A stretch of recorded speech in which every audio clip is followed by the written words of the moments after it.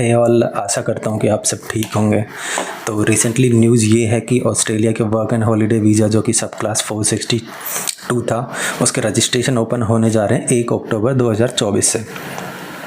तो बहुत सारे सवाल थे, मैं भी इस वीडियो में कोशिश करूँगा कि 5 मिनट के अंदर सारे सवालों के आंसर दे दूँ मैं।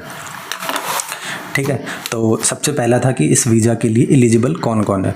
इस वीज़ा को एलिजिबल होने के लिए आपकी 3 कंडीशन है। आपकी एज 18 साल से 30 साल तक के बीच में होनी चाहिए। दूसरी, आपकी कंट्री उस सेलेक्टेड कंट्री की लिस्ट में होनी चाहिए जिसके लिए ये वीज़ा एप्लीकेबल है। तो ऑब्वियसली उस लिस्ट में रिसेंटली इंडिया भी इंक्लूड हुआ है। तो आपकी स्क्रीन के ऊपर एक लिस्ट आएगी कंट्री की, तो उसमें ऑब्वियसली इंडिया भी है। और तीसरी एलिजिबिलिटी ये है कि आपके पास कोई भी डिपेंडेंट चिल्ड्रन ना हो, कि जैसे कि सपोज़ करो कि आप सिंगल फादर हैं और आपके पास एक 3 साल का बच्चा है, या फिर सिंगल मदर या 3 साल का बच्चा है, तो ऐसा नहीं चलेगा उस केस में आप एलिजिबल नहीं हो पाएंगे। दूसरा है कि स्टे आप इसमें कितने दिन तक स्टे कर सकते हैं। इसमें आप ऑस्ट्रेलिया में 12 महीने तक स्टे कर सकते हैं, जिसमें 4 महीने से कम का आप कोई भी कोर्स ले सकते हैं और 3 महीने तक कोई भी वर्क कर सकते हैं। तीसरा था कॉस्ट। इसकी कॉस्ट कितनी आती है? इसकी कॉस्ट है 650 ऑस्ट्रेलियन डॉलर। ठीक है, इसका प्रोसेस है। इसका प्रोसेस पहले आपको इंडिया, चाइना और अगर वियतनाम से हम हैं तो ऑब्वियसली हम इंडिया से ही हैं, तो इसके लिए हमें सबसे पहले रजिस्ट्रेशन करना पड़ेगा, क्योंकि इंडिया, चाइना, वियतनाम इन तीनों कंट्रियों से शायद ज़्यादा एप्लीकेंट जाने की उनको पॉसिबिलिटी लगी होगी, तो पहले रजिस्ट्रेशन है इनके लिए। रजिस्ट्रेशन ऑस्ट्रेलिया वीज़ा के सारे रजिस्ट्रेशन ईमी अकाउंट के थ्रू होते हैं और वीज़ा फाइलिंग भी ईमी अकाउंट के थ्रू होती है। तो सबसे पहले हम ईमी अकाउंट क्रिएट करके उसके बाद उसमें रजिस्ट्रेशन कर देंगे। रजिस्ट्रेशन करेंगे तो हमारे पास एक कंफर्मेशन मेल आएगी।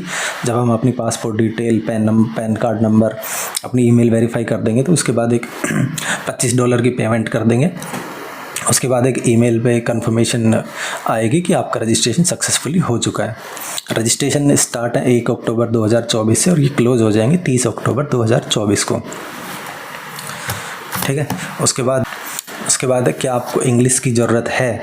अगर आपने लास्ट 3 ईयर अपनी पढ़ाई में, लास्ट 3 साल में अगर आपने इंग्लिश मीडियम में पढ़े हैं तो आपको इंग्लिश की ज़रूरत नहीं है। लेकिन अगर आपने स्टेट बोर्ड से पढ़ाई की है तो उसके लिए उसे फिर इस एलिजिबल होने के लिए आइल्स में 4.5, टॉफिल में 32 और पीटी में 30 लाने की ज़रूरत है। इस वीज़ा के लिए आपको फ़ंड कितने शो करने पड़ेंगे? तो इस वीज़ा के लिए एटलीस्ट आपको $5000 अपने बैंक अकाउंट में शो करने पड़ेंगे, जिससे ये कंफर्मेशन मिल जाए कि एटलीस्ट आपकी स्टे के लिए ऑस्ट्रेलिया में आपके पास खर्चा पानी है।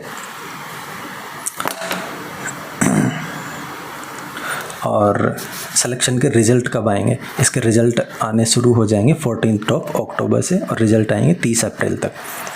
अगर आपने रजिस्ट्रेशन कर दिया और आपके पास कोई मेल नहीं आया, यानी कि ईमेल कंफर्मेशन आ गई कि आपका रजिस्ट्रेशन सक्सेसफुली हो गया और उसके बाद कोई मेल नहीं आई, तो आप ये समझ लेंगे कि आपका नंबर नहीं आ रहा उसमें, क्योंकि ऑस्ट्रेलिया की गवर्नमेंट की वेबसाइट पे भी साफ साफ लिखा है कि अगर आपके पास सिलेक्शन की अगर आपके पास कोई मेल नहीं आती है तो बार बार हमें पूछे ना कि हमारे पास मेल क्यों नहीं आ रही।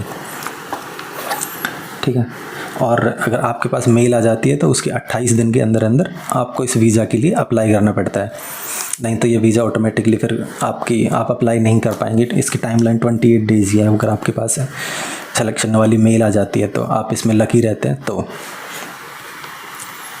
ठीक है, और अगर और कोई सवाल भी अगर रह गए हों तो आप कमेंट कीजिए, मैं आंसर करने की कोशिश करूँगा। Bye, thank you, thanks for watching.